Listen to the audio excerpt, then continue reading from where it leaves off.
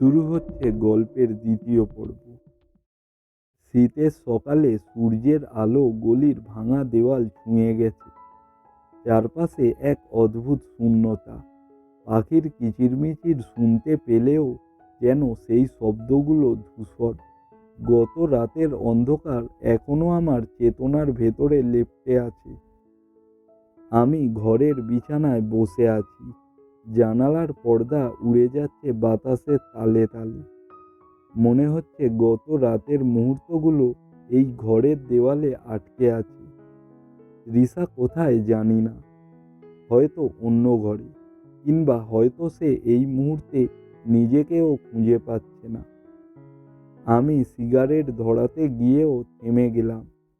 হঠাৎ দরজায় সায়কের কণ্ঠস্বর কানে এলো। তৃষা, এই তৃষা। সায়কের গলায় বিরক্তি, রাগ, সেই চেনা সুর যা শুনলে তৃষার মুখ কুঁচকে যায়। দ্রুত উঠে দাঁড়ালাম, দরজা খুলে বাইরে এলাম। সায়ক বারান্দায় দাঁড়িয়ে মোবাইলের স্ক্রিনের দিকে তাকিয়ে বিরক্ত মুখে কথা বলছে। তৃষা কোথায়?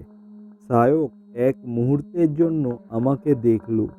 তার চোখে যেন সন্দেহের কাঁটা বিঁধে আছে। ও ভেতরে, বললাম ঠান্ডা গলায়। এদিকে সায়ক কিছু একটা বলতে গিয়েও থেমে গেল।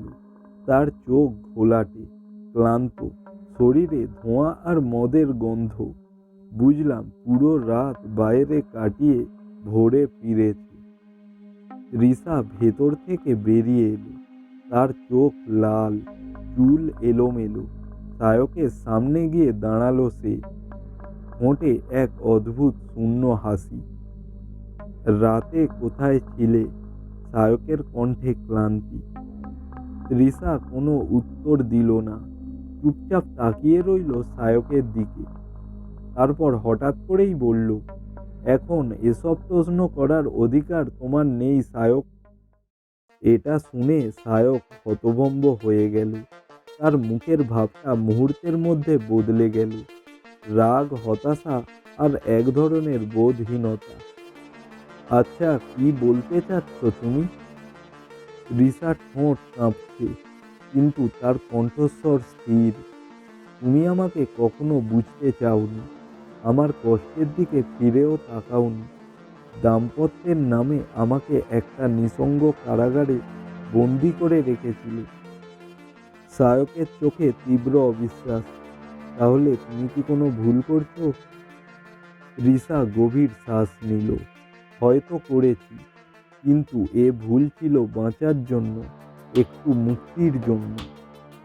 আর তখনই সায়কের মুখ ফ্যাকাশে হয়ে গেল। তার হাত কাঁপছে। আমার দিকে তাকালো এক মুহূর্ত, তারপর তৃষার দিকে ফিরে বলল, তাহলে কি আমরা শেষ? তৃষা চোখ বন্ধ করল। কিছুক্ষণের নীরবতা। বাতাসে যেন সময় থমকে গেছে। হ্যাঁ, হয়তো শেষ হওয়ারই সময় এসেছে, তৃষা বলল।